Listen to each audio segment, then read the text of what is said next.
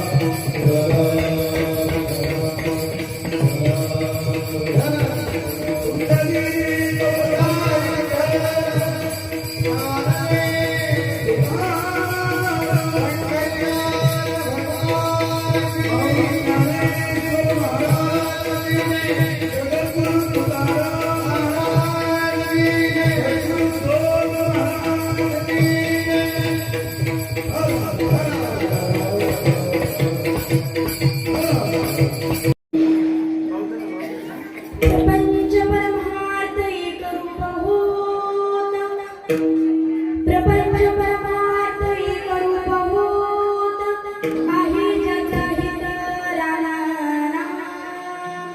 अर्थ साधे सहज संसार धीर झाला सहज संसार घडी परमार्थ लौकिका विपरीत अपवाद परमार्थ साधे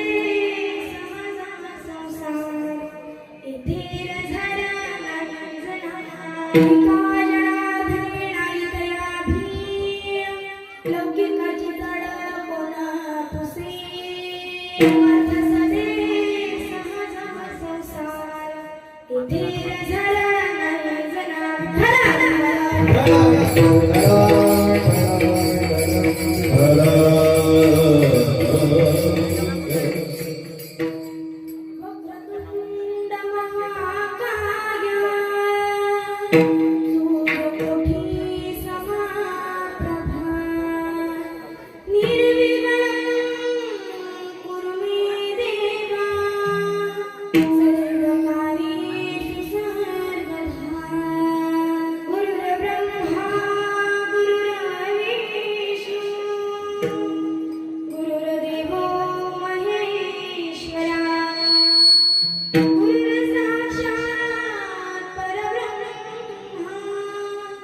तस्मै श्री गुरुवे नमः स्फुरत् कौस्तुभारं कृतं वेङ्कटेशे श्री आजुष्टकेयूरकं श्रीनिवासं शिवं शान्तमिदं वरं लोकपालं परब्रह्मलिङ्गं भजे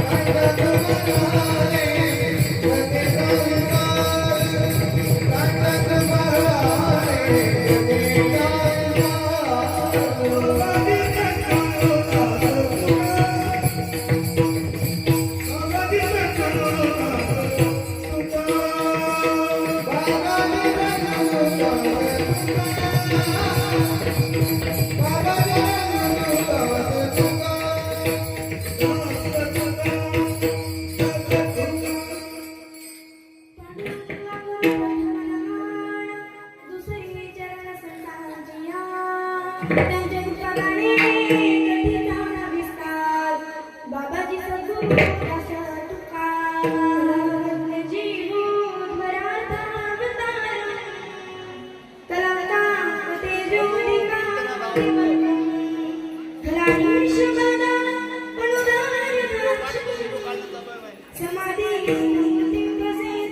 ओम नमो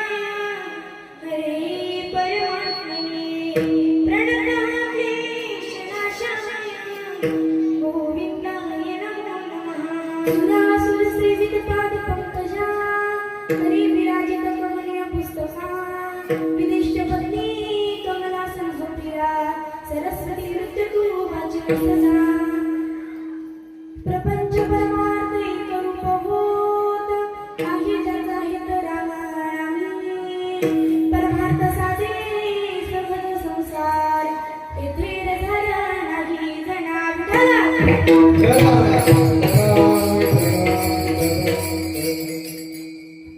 प्रस्तुत प्राप्त प्रसंगी प्राप्त स्थळी प्राप्त वेळी कीर्तनरूपी सेवेकरिता निवडलेला अभंग आनंद कंद सचितानंद घन परात्पर पूर्ण परब्रह्म प्रकाश भगवान परमात्मा आणि याच परमात्म्याच्या कीर्तनरूपी सेवेकरिता निवडलेला अभंग अर्थात आजच्या जुगलबंदी कीर्तनाकरिता निवडलेला अभंग असावा तरी कुणाचा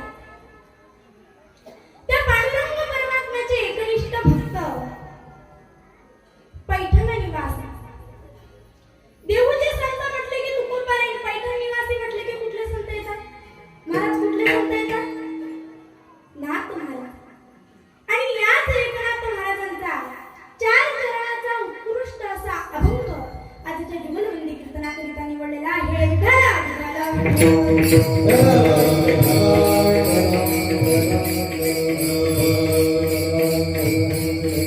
अभंग तर एकनाथ महाराजांचा आपण निवडला आणि सुंदर असा कार्यक्रमही या ठिकाणी आयोजित केलेला आहे मधुर आणि सुंदर असा कार्यक्रम या ठिकाणी आयोजित केलेला आहे का आयोजित केलेला आहे बरं महाशिवरात्री निमित्त हा कार्यक्रम या ठिकाणी आयोजित केलेला आहे आणि या कार्यक्रमाचा आज पहिला दिवस हो की नाही आज या कार्यक्रमाचा पहिला दिवस आम्हाला प्रथम दिवसाची कीर्तन रूपी सेवा देणारे तुम्ही समस्त गावकरी मंडळी असतात तुम्ही सर्व श्रोते मंडळी असतात तुमचे सर्वांचे मनापासून आभार मानते भागवताचार्य मंगेशजी महाराज गावंडे यांनी सुंदर असं भागवत या ठिकाणी करत आहे आणि या भागवताचा आज प्रथम दिवस महाराज कशानिमित्त हा कार्यक्रम आयोजित केलेला एकदा सर्वांनी मोठ्याने बोला कशानिमित्त केलाय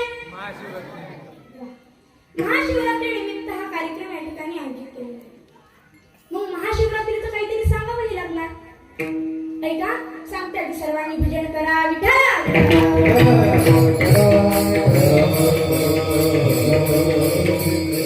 सुंदर असं कपिलेश्वर महाराजांचं संस्थान आपल्या ठिकाणी आहे वा खूप भाग्यवान आहात तुम्ही आणि आज तुम्ही सर्व आवर्जून उपस्थित आहात एवढ्या मोठ्या प्रमाणात तुम्ही सर्व आज कीर्तन ऐकण्याकरिता आवर्जून उपस्थित आहात म्हणून तुमचे सर्वांचे मनापासून एकदा आभार महाराज महाशिवरात्री निमित्त हा कार्यक्रम या ठिकाणी आयोजित केला मग मला सांगा महाशिवरात्रीच्या दिवशी काय असतं बरं आता आम्हाला काय माहिती तुम्हीच सांगा पहा एका जणाला म्हटलं महाशिवरात्रीच्या दिवशी काय असते ते म्हणाले की महादेवाचं लग्न आणखी दुसऱ्याला विचारलं महाशिवरात्रीच्या दिवशी काय असतं ते म्हणते की महादेवाची जन्मतिथी पण महाराज तो भगवान शंकर हा अजन्म आहे अविनाशी आहे तो माझा भोळा शंकर त्याचा दरवाजा फार वेगळा आहे महाराज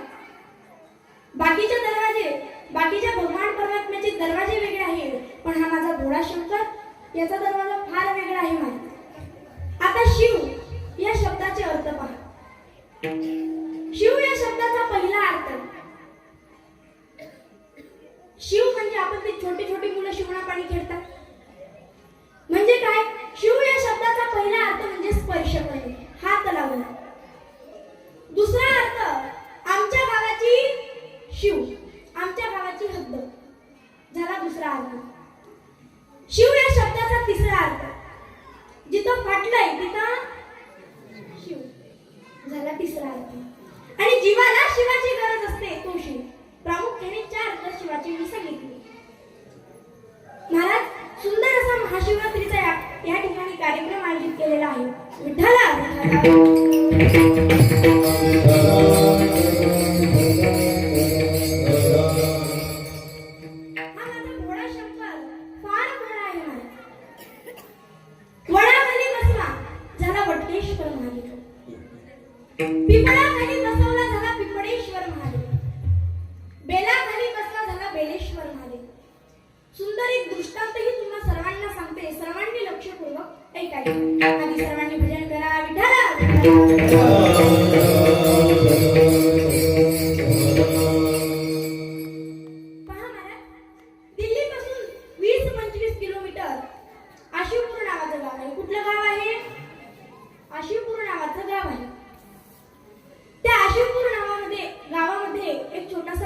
आहे आणि त्या गुफेमध्ये अजूनही ठणठणीत असं बोर्ड लिहिलेलं आहे की हा गुफा आशिवपूरकडे जाणारा आहे.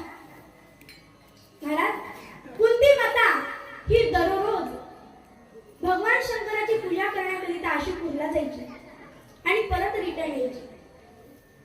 आता 5 पांडव हे भगवान शंकराचे फार मोठे भक्त. एक दिवस भगवान शंकराने कुंती मातेची परीक्षा घेतली. कुठेच कुंती मातेला देव दिसत नव्हता, भगवान शंकर दिसत नव्हते. भीमाने सांगितलं, त्या चौघांना सांगितलं, तुम्ही काहीही करू शकत ना, मी पाहणे लगेच जाऊन काय करू नये. लगेच भीम आईजवळ गेला. आईला म्हणाला, आई तू इथं बस. कुंती मातेला म्हणाला, तू इथं बस, मी आलोच म्हणे. इथं साधू जे आहेत म्हणजे इथं कुठेतरी भगवान शंकराची मूर्तीही असायला हवी. भीमा लगेच पूर्ण जंगलामध्ये भगवान शंकराची पिंड पाहायला लागली, पण भीमाला ही कुठेच दिसत नव्हती. मग काय, भीमाला एक युक्ती सुचली. भीम दादाने काय केलं, हंडा असतो हंडा घेतला, उलटा केला, जे खालचा भाग असतो तो मातीच्या आतमध्ये दाबला आणि अर्धा भाग वरती ठेवला.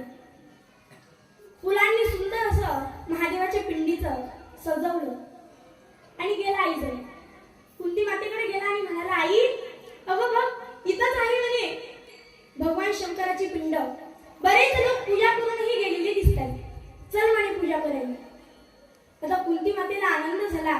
कुंती माता गेली आणि सुंदर अशी मूर्ती त्या ठिकाणी बघितली, पिंड त्या ठिकाणी बघितली. कुंती मातेला आनंद झाला. कुंती माता म्हणू लागली, किसने किया शृंगार सावरे, तेरा किसने किया शृंगार. कुंती मातेने पिंडाची पूजा केली. भीमाला म्हटलं, भीमा सुंदर अशी पिंड तर या ठिकाणी आहे, पण म्हणे अरे या महादेवाचं नाव तरी काय. लगेच भीम म्हणाला, अगं आई हा तर घडेश्वर महादेव ग. पहा तो माझा भोळा शंकर फार भोळा आहे महाराज. बेलाखाली बसवला झाला बेलेश्वर महादेव, वडाखाली बसवला झाला वटकेश्वर महादेव, पिंपळाखाली बसवला झाला पिंपळेश्वर महादेव. विठ्ठला विठ्ठला.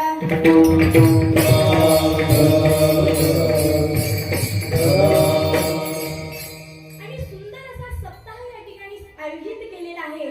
फार सुंदर वाटलं महाराज. एवढी पब्लिक, बापरे, एवढी आवड तुम्हाला, एवढी गोडी कीर्तन ऐकण्याची, फार छान वाटलं. आज सर्व तुम्ही उपस्थित आहात म्हणून तुमच्या सर्वांचे मी एकदा आभार मानते. मृदुंगाचार्य या ठिकाणी उपस्थित आहेत, उत्तम आहे. गायनाचार्य या ठिकाणी उत्तम असे गायन करत आहेत. टाळकरी मंडळी सुंदर असे उत्तम असे टाळ वाजवत आहे. माईक सिस्टीमही या ठिकाणी उत्तम आहे. चोपदार काकाही या ठिकाणी उत्तम आहे आणि विणेकरी बाबा तर फारच उत्तम आहे. विणेकरी बाबा आहात ना उत्तम आहे, सगळेच उत्तम आहे. माझं म्हणणं तसं नाही. महाराज एका ठिकाणी असंच कीर्तन केलं. कीर्तनामध्ये काय सांगितलं की विणेकरी बाबा उत्तम आहे, विणेकरी बाबा उत्तम आहे असं सांगितलं. कीर्तन संपलं. कीर्तन संपल्यानंतर विणेकरी बाबा माझ्या जवळ आले. मला म्हणाले, दीदी तू आज कीर्तनामध्ये चुकीचं सांगितलं म्हणे. मी म्हटलं काय चुकीचं सांगितलं. अगं म्हणे तू म्हटली म्हणे की विणेकरी बाबा उत्तम आहे, पण म्हणे मी उत्तम नाही, उत्तमचा थोरला भाऊ आहे. पहा महाराज, असं न समजता आज इथं प्रत्येक जण उत्तम आहे, प्रत्येकच जण चांगला आहे म्हणून तुमचे सर्वांचे एकदा मनापासून आभार मानते. पहा कीर्तन प्रारंभ करते. कीर्तन प्रारंभ करण्याअगोदर तुम्हाला काही नियमही सांगावे लागतात, ते तुम्ही सर्वांनी करायचे. करसाल ना, हो की नाही. पहा पहिला नियम, सर्वांनी ताट बसायचं. दुसरा नियम, सर्वांनी जेव्हा विठ्ठल विठ्ठल असं भजन येईल, एखादं चांगलं प्रमाण येईल, तेव्हा सर्वांनी हाताने टाळी आणि मुखाने भजन. का तुम्ही असं करणार आहात, मुखाने टाळी आणि हाताने भजन? असं न करता हाताने टाळी आणि मुखाने भजन. आणि तिसरा नियम म्हणजे सर्वांनी कीर्तनाकडे लक्ष द्यायचं.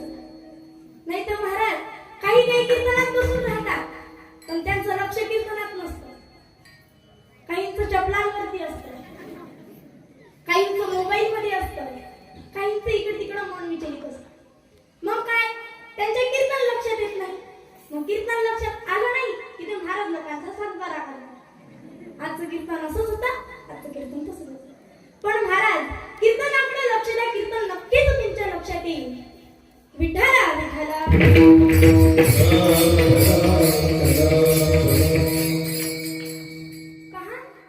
सुंदर असा अभंग आज आपण एकनाथ महाराजांचा या ठिकाणी निवडला. प्रपंच परमात एक रूप होत आहे ज्याचा हित रामानामी. पहा, सुंदर असा अभंग आज एकनाथ महाराजांचा आपण निवडला आहे. एकनाथ महाराज या अभंगामध्ये काय सांगतात की अरे बाबांनो, ज्याला राम नामाविषयीची आवड निर्माण झालेली आहे त्याला परमार्थ की प्रपंच संसार हे दोन्हीही एक रूप वाटतात. पुढे नाथ बाबा काय सांगतात की हा परमार्थ या प्रपंचामध्ये आल्यानंतर सहज करता येतो. पुढेही सांगतात की जो या लौकिकामध्ये गुंतून आहे त्याला या जगामध्ये कोणी विचारत नाही, परंतु जो या लौकिकाच्याही पलीकडे पोहोचलेला आहे त्याचा मात्र उद्धार झाल्याशिवाय राहत नाही. विठ्ठला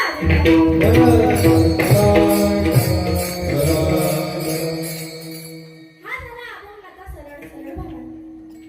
पहा, जुगलबंदी कीर्तन म्हटले की दोन विषय असतात, हो की नाही? पहा, आजच्याही जुगलबंदी कीर्तनाला दोन विषय आपण निवडले. एक म्हणजे परमार्थ आणि दुसरा म्हणजे संसार प्रपंच.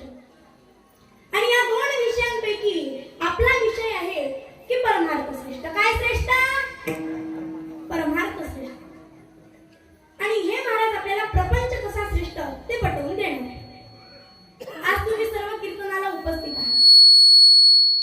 मग मला सांगा, तुम्ही आज परमार्थ करण्याकरिता आलात की प्रपंच करण्याकरिता आलात? परमार्थ करण्याकरिता आलात. मग मला सांगा, कीर्तनामध्ये तुम्हाला आनंद मिळत आहे की दुःख मिळत आहे? आनंद मिळत आहे. मला सांगायचं काय आहे की या परमार्थामध्ये आनंद आहे, या परमार्थामध्ये परमानंद आहे. आता आनंदाचेही काही प्रकार आहेत. आनंद कुणाला होतो? पहिला आनंद म्हणजे मनुष्यानंद. पहिला आनंद म्हणजे मनुष्याला होतो. मनुष्यानंद झाल्यानंतर 100 पटाने जर कुणाला आनंद होत असेल तर तो पितरांस होतो. पितरापेक्षा 100 पटाने जर कुणाला आनंद होत असेल तर तो गंधर्वास होतो. गंधर्वापेक्षा 100 पटाने जर कुणाला आनंद होत असेल तर तो योग्यास होतो. आणि योग्यापेक्षा 100 पटाने जर आनंद कुणाला होत असेल तर तो आमच्या भक्तांस होतो. मला सांगायचं काय आहे की या परमार्थामध्ये आनंद आहे, परमानंद आहे. आनंदो रे आजी, आनंदो रे आजी, आनंदो रे आजी, आनंदो रे.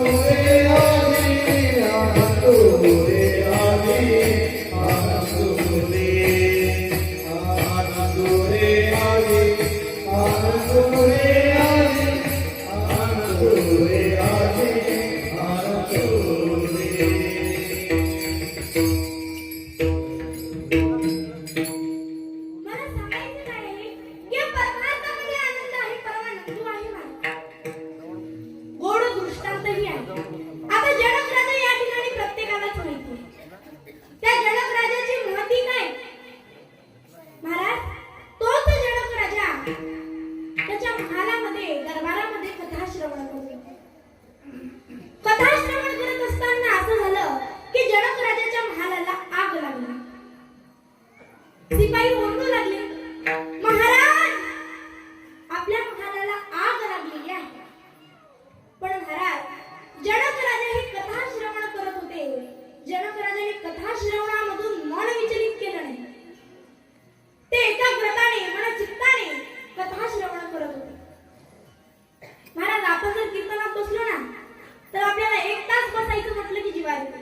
यालाच कुचके घेऊन त्यालाच कुचके घेऊन. पण महाराज, जनक राजा हे मनचित्ताने एका व्रताने कथा श्रवण करत होता. ती आग एवढी वाढली, वाढता वाढता जनक राजाच्या पायापर्यंत पोहोचली. जनक राजाचा पाय जळू लागला.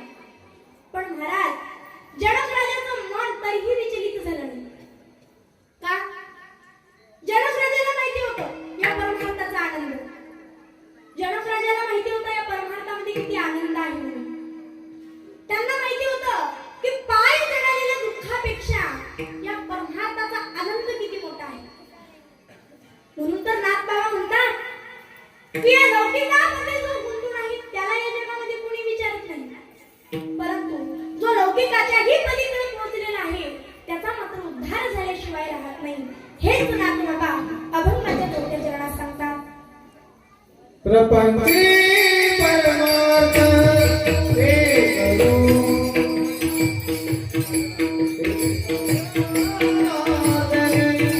नाही कयावी एकाज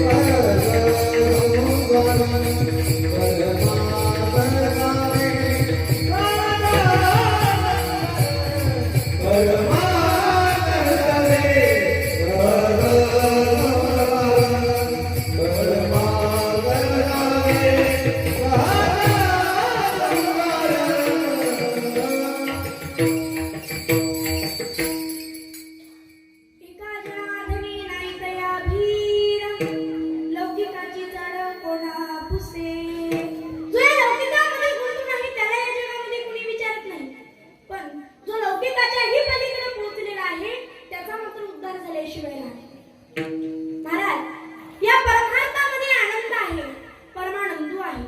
मग मला सांगा, परमार्थामध्ये जर आपल्याला आनंद मिळत असेल तर मग काय श्रेष्ठ? पुरुष मंडळी, काय श्रेष्ठ? परमार्थ श्रेष्ठ. आता संसार प्रपंच कसा श्रेष्ठ ते हरिभक्त पारायण वैष्णवी दिदी हे आपल्याला पटवून देतील. विठ्ठल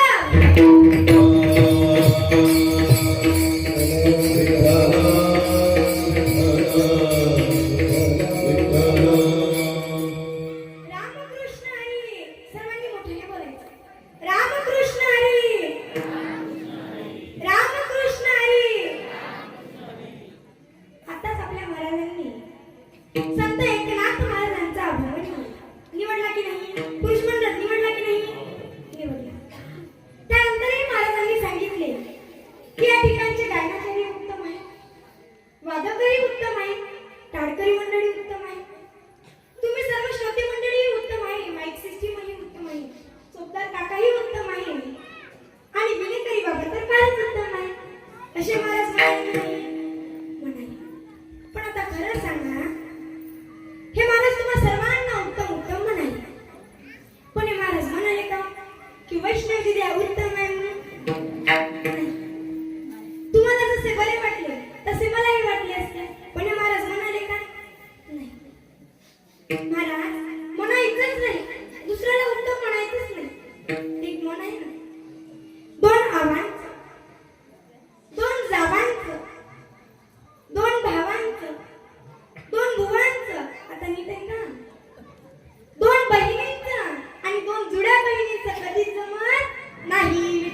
पहा,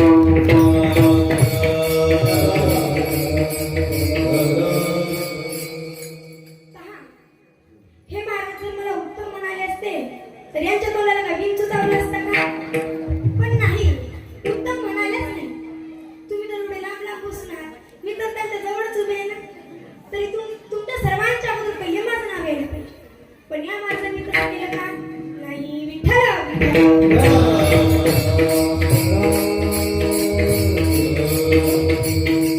पहा, महाराजांनी अभंग कुणाचा निवडला तर संत एकनाथ बाबा यांचा अभंग निवडला. आणि या अभंगामधून या महाराजांनी दोन बाजू निर्माण केल्या. एक बाजू म्हणजे परमार्थ श्रेष्ठ आणि दुसरी बाजू म्हणजे संसार प्रपंच श्रेष्ठ. आणि या दोन्ही बाजूंपैकी एक बाजू या महाराजांनी निवडली, ते म्हणजे या जगामध्ये परमार्थच श्रेष्ठ आहे. पहा, आणि या महाराजांनी परमार्थ श्रेष्ठ आहे ही बाजू मांडली सुद्धा. पण परमार्थ श्रेष्ठ आहे ही बाजू मांडत असताना या महाराजांनी संसार प्रपंचाला कमी लेखले. पण आता मला सांगा, एखाद्या गोष्टीला कमी लेखणे, तिचा तिरस्कार करणे, तिचा द्वेष करणे योग्य आहे का महाराज? योग्य आहे की अयोग्य आहे? अयोग्य आहे. पहा, एखाद्या गोष्टीला कमी लेखणे हे परमार्थ सांगणाऱ्यांची लक्षणं दिसत आहेत का? दिसत आहेत का? विठ्ठल विठ्ठल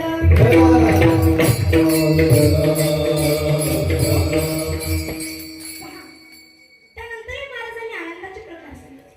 याच्यापेक्षा तो आनंद मोठा, त्याच्यापेक्षा तो आनंद मोठा, त्याच्यापेक्षा तो हजार पटीने तो आनंद मोठा, असे महाराज म्हणाले की नाही? पण आता मला सांगा, या महाराजांच्या जीवनात तुम्हाला हजार पटीवाला आनंद दिसतोय का? दिसतोय का? हो, ते जाऊ द्या. साधा मनुष्यानंद दिसतोय का? मनुष्यानंद, माणसाला होणारा आनंद दिसतोय का? महाराज ते हसताय, पण दिसतं कसं? मस्त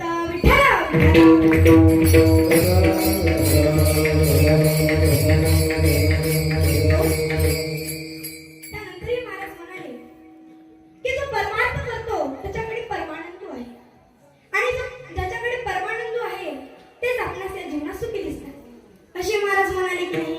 म्हणाले. पण एक सांगू, या जगामध्ये परमार्थ करणारे असो किंवा नसो, हे जग निर्माण करणारे असो किंवा नसो, या जगामध्ये कुणीच सुखी नाही, सर्व दुःखीच आहे. कोण दुःखी आहे? तनधरी सुखिया कोई ना देखा, तनधरी सुखिया कोई ना देखा, जो देखा सो दुखिया, जो देखा सो दुखिया. या जगामध्ये परमार्थ करणारे असो किंवा नसो, सर्व दुःखीच आहे. कोण दुःखी आहे तर त्यांचे कबीरचे नाव सांगतात. ब्रह्मा विष्णू महेश ही दुखिया, ब्रह्मा विष्णू महेश ही दुखिया. पहा, या जगामध्ये ब्रह्मा विष्णू महेश जर दुःखी असेल तर परमार्थ करणारे सुद्धा दुःखीच असणार महाराज. पहा, परमार्थ करणारे सुद्धा दुःखीच आहे. आता मी तुम्हाला काही प्रश्न विचारणार, त्याचे तुम्ही उत्तर द्यायची. पहा, संत ज्ञानोबा परमार्थ करणारे होते की नव्हते? सर्वांनी पटपट उत्तर द्यायची. माहित असेल ना, परमार्थ करणारे होते की नव्हते? होते. तरी सुद्धा आळंदीच्या सिद्ध बेटा स्वतःला कोंडून द्यावं लागलं. मग कोंडून घेणे हे सुख आहे की दुःख? दुःखच आहे. बरं, त्यानंतरही तुकोबारे परमार्थ करणारे होते की नव्हते? होते. तरी सुद्धा इंद्रायणीच्या दोहामध्ये आपल्या वह्या ग्रंथ बुडवाव्या लागल्या. नवे नवे ते बुडाले. त्यानंतर कित्येक दिवस ते आपल्या मुलांबाळासोबत आणि पत्नीसोबत इंद्रायणीच्या काठी बसून होते, ते पण उपवाशी. मग उपवाशी बसणे हे सुख आहे की दुःख? दुःखच आहे. त्यानंतर ते पाच पांडव किती परमार्थ करणारे होते, तरी सुद्धा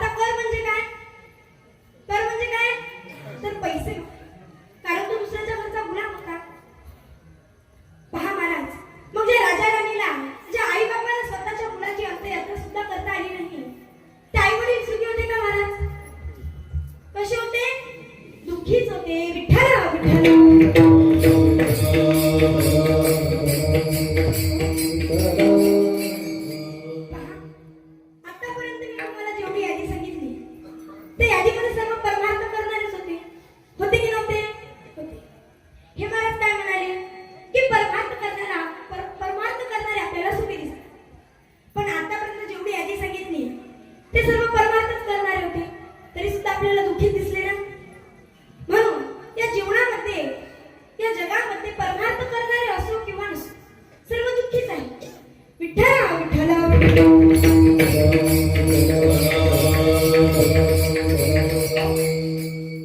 पहा, मग परमार्थ करणारे जर दुःखी असेल तर सुखी आहे तरी कोण, ते तरी आम्हाला सांगा. तर ऐका, लक्ष आहे ना, नाहीतर चपलांकडे लक्ष असतं. तसं तुमचं सर्वांचं लक्ष आहे ना, कुठे चपलाकडे. कीर्तन पहा, परमार्थ करणारे जर दुःखी असेल तर सुखी आहे तरी कोण. तर ऐका, तो चांगला संसार प्रपंच करतो ते चांगल्याच्या जीवनात सुखी दिसतात. ते चांगला संसार प्रपंच करतात, त्याच्याकडे गाड्या असतात. ते चांगला संसार प्रपंच करतात, त्याच्याकडे 2-2 लाखाचे मोबाईल असतात.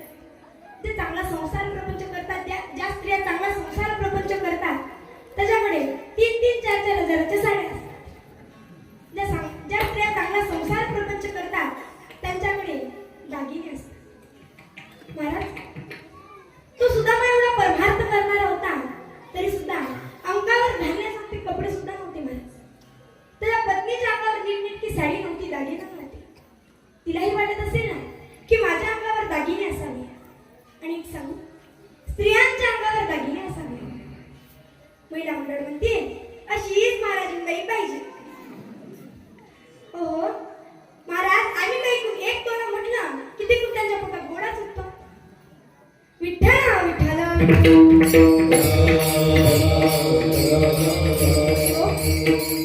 पहा, मग या जीवनामध्ये जे चांगला संसार प्रपंच करतात तेच आपणास या जीवनात सुखी दिसतात, असे आपले म्हणणे आहे. आता यावर हे महाराज काय म्हणतात ते आपण पाहू. विठ्ठला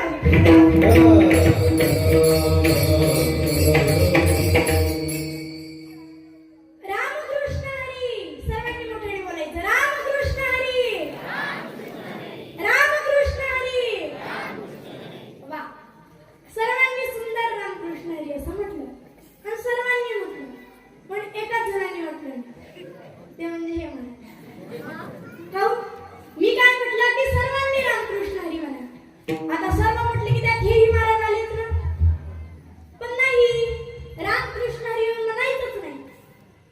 या महाराजांनी जर रामकृष्ण हरी असं म्हटलं असतं, रामकृष्ण हरी जर म्हटलं असतं तर यांच्या तोंडाला खेकडा चालला असता का.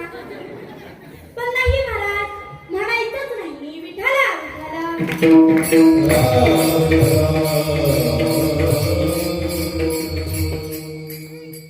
या महाराजांनी काही रामकृष्ण हरी असं म्हटलं नाही.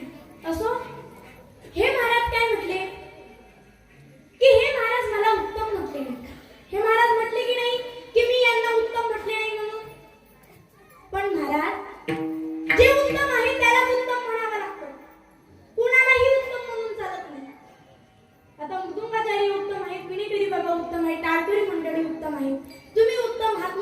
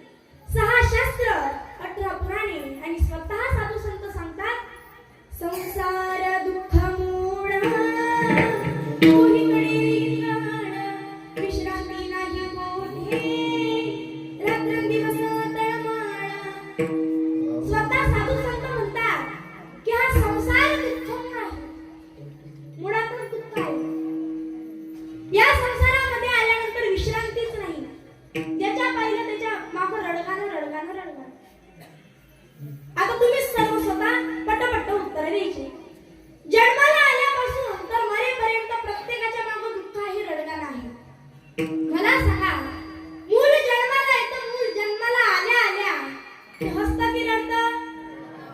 रडतं. मूल मोठा व्हायला लागतो, मोठा व्हायला लागल्यानंतर त्याला खेळणी आणून द्यायला लागते.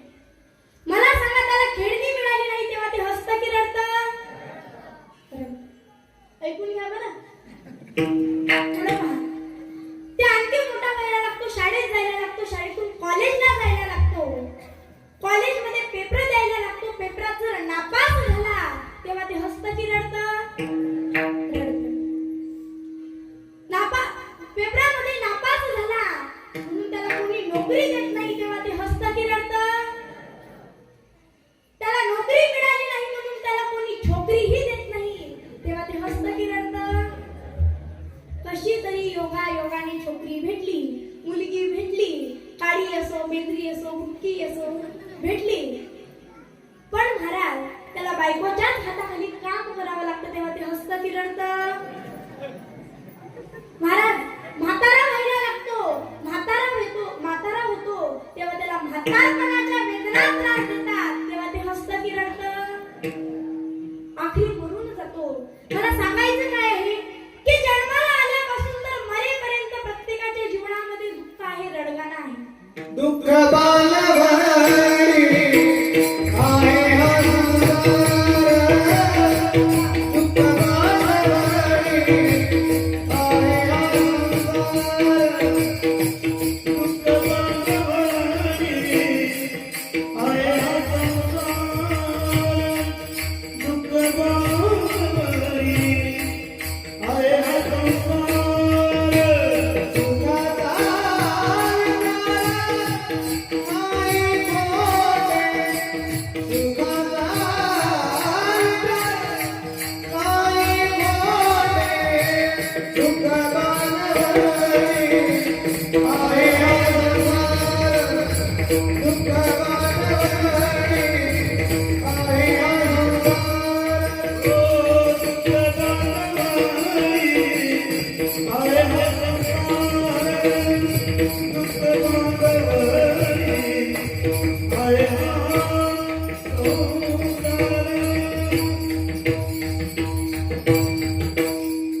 एकदा सर्वांसाठी गाण्याच्या देण्यासाठी टाइम वाजवा. कुटुंब देण्यासाठी टाइम वाजवा. पहा, हा संसार दुःखमय आहे. या संसारामध्ये सुख नाही, श्रीमंत असो किंवा गरीब. आणि माहिती का, संसारामध्ये आल्यानंतर नवरा बायकोचं भांडण होते. कसं होते एकाच मिनिटात सांगते. आधी सर्वांनी भजन करा.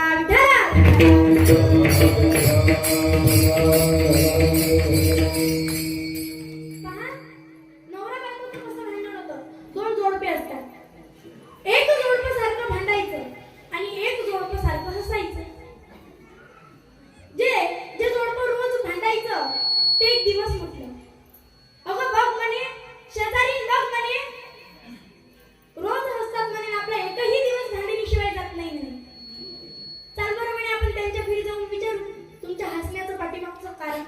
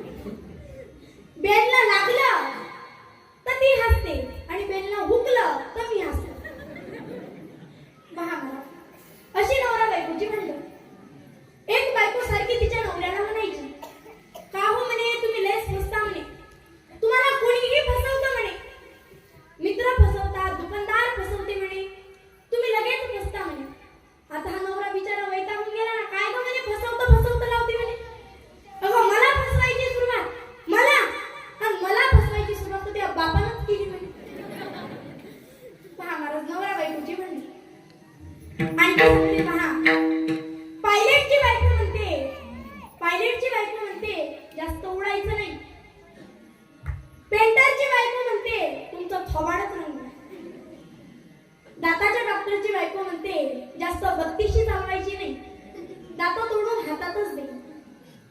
महाराज, वारकरी संप्रदायामध्ये हे आहे, मृदुंगाचार्यांची बायको म्हणते जास्त थापा टाकायच्या नाही.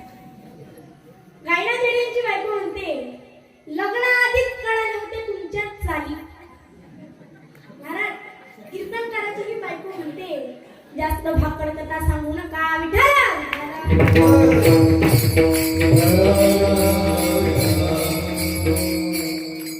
सांगायचं काय आहे की तू श्रीमंत असो गरीब असो कसाही असो, या संसारामध्ये या प्रपंचामध्ये आल्यानंतर प्रत्येकाच्या माग कशा ना कशाचं रडगाणं आहे. जो देखे सो दुखिया सुखिया कोई नहीं रे. जो देखे सो दुखिया सुखिया कोई नहीं रे. राजा दुखिया प्रजा दुखिया दुखिया घन बैरागी. दुख के कारण सुख देवने, दुख के कारण सुख देवने. उधरी माया त्यागी रे. जो देखे सो दुखिया दाता दुखिया कोई नहीं रे. जो देखे सो दुखिया दाता दुखिया कोई नहीं रे.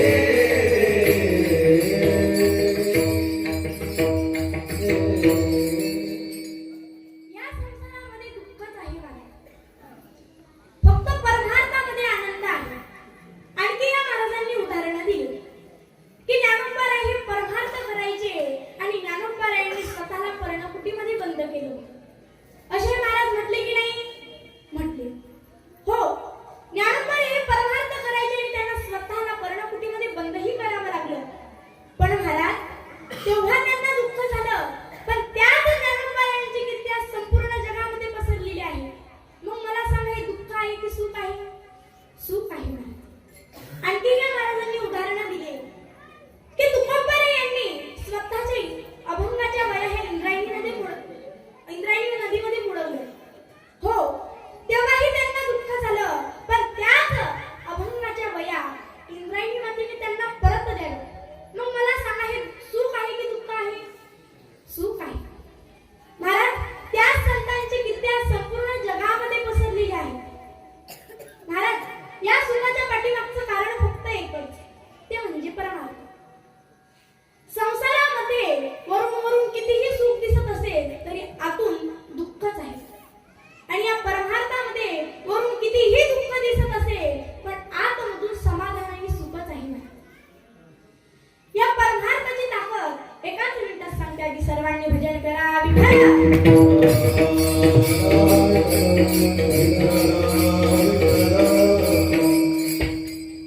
एक दिवस सत्यभामाची आणि नारद महर्षींची भेट झाली.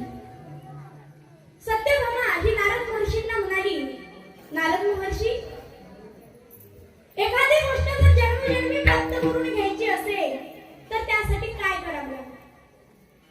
नारद महर्षी म्हणतात, सत्यभामा, एखादी गोष्ट जर आपल्याला जन्मोजन्मी प्राप्त करून घ्यायची असेल तर ती या जन्मामध्ये आपल्याला दान करावी लागेल. सोपं आहे ना? एखादी गोष्ट जर आपल्याला जन्मोजन्मी प्राप्त करून घ्यायची असेल तर ती या जन्मामध्ये दान करायची. ज्याला जन्मोजन्मी प्रॉपर्टी हवी असेल त्यांनी या जन्मामध्ये दान करावं. ज्याला जन्मोजन्मी गाडी, बंगले, पैसा, धन, ऐश्वर्य हवं असेल त्यांनी या जन्मामध्ये ते दान करावं. आणि ज्याला जन्मोजन्मी नुसतं बायका हव्या असेल त्यांनी या जन्मामध्ये बायकोच दान करावं.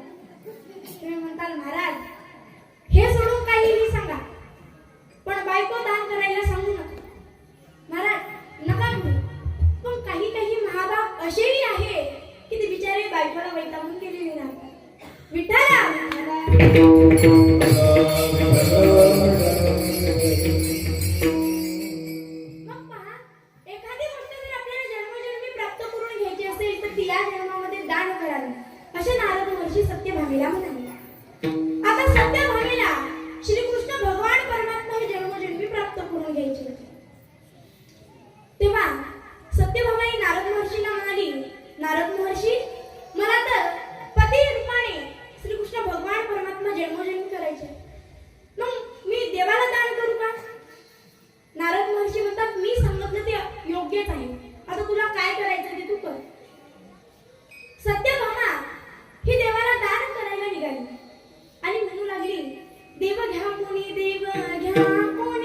देव घ्या कोणी देव घ्या कोणी सत्यभामांनी म्हणू लागली की देव घ्या पण कुणीच देवदान घ्यायला तयार नाही. महाराज देवाला दान घेणं सोपं आहे का? देवदान घेणं सोपं नाहीये. देवाला जर दान घ्यायचं म्हटलं की त्याचे 16,108 बायकाही दान घ्यावे लागतात. मग देवदान घ्यायला कुणीच तयार होत नव्हतं. मग सत्यभामाने नारद महर्षींकडे गेली आणि नारद महर्षींना म्हणाली देवदान घ्यायला तर कुणीच तयार होत नाही, मग मी काय करू? नारद महर्षी म्हणतात तू देवदान मलाच दे. नारद महर्षींनी देवदान घेतले, श्रीकृष्ण भगवान परमात्म्याला घेतले. पण महाराज श्रीकृष्ण भगवान परमात्म्याच्या राण्या ह्या नारद महर्षींकडे आल्या. नारद महर्षींना म्हणाल्या की तुम्ही देवदान का घेतलं? आमचा देव आम्हाला परत दे. नारद महर्षी म्हणतात त्याच्या पाठीमागे एक अट आहे म्हणे. तुमचं सगळं सोनं नाणं पारड्यामध्ये टाकायचं, देवाची तुलना करायची आणि मग तुमचा देव तुम्ही घेऊन जायचा. आता एका पारड्यामध्ये भगवान परमात्म्याला बसवलं, श्रीकृष्ण भगवान परमात्म्याला बसवलं आणि एका पारड्यामध्ये सर्वांनी सोनं नाणं टाकलं. एक तोरण टाकलं, दीड असं कितीतरी सोनं त्या राण्यांनी टाकलं. पण महाराज श्रीकृष्ण भगवान परमात्म्याची आणि सोन्याची तुलनाच होत नव्हती. राण्या वैतागून गेल्या. राण्या रुक्मिणी आई साहेबांकडे गेल्या आणि रुक्मिणी आई साहेबांना म्हणाल्या रुक्मिणी आई म्हणे भगवान परमात्म्याची तुलना हे सोन्यासोबत होतच नाहीये म्हणे. आता तुम्हीच काहीतरी करा. रुक्मिणी आई साहेब भगवान परमात्म्याकडे गेल्या आणि म्हणाल्या ताट घेतलं, ताटातून एक तुळशीचं पान काढलं, एकच काढलं आणि भगवान परमात्मा समोर म्हणाल्या मी आजपर्यंत जितका परमार्थ केलाय तो परमार्थ मी आज तुम्हाला दान करते. आणि ते एकच तुळशीचं पान त्या पारड्यामध्ये टाकलं. महाराज चमत्कार झाला. श्रीकृष्ण भगवान परमात्म्याचं जे पारडं आहे ते हलकं झालं आणि जे एका तुळशीच्या पानाचं पारडं आहे ते भारी झालं, वजनदार झालं. मला सांगायचं काय आहे की महाराज ते तुळशीचं पान आमचा परमार्थ आणि सोनं नाणं हे या महाराजांचा प्रपंच संसार आहे. मग मला सांगा त्या संसार प्रपंचामध्ये आहे का ताकद? नाही. फक्त एका तुळशीचं पान टाकलं तर महाराज भगवान परमात्म्याची तुलना झाली. मग मला सांगा त्या परमार्थामध्ये किती ताकद आहे? मग सर्वात श्रेष्ठ काय आहे? सर्वांनी मोठ्याने बोलायचं, या महाराजांना ऐकायला गेलं पाहिजे. काय श्रेष्ठ? परमार्थ श्रेष्ठ. काय श्रेष्ठ?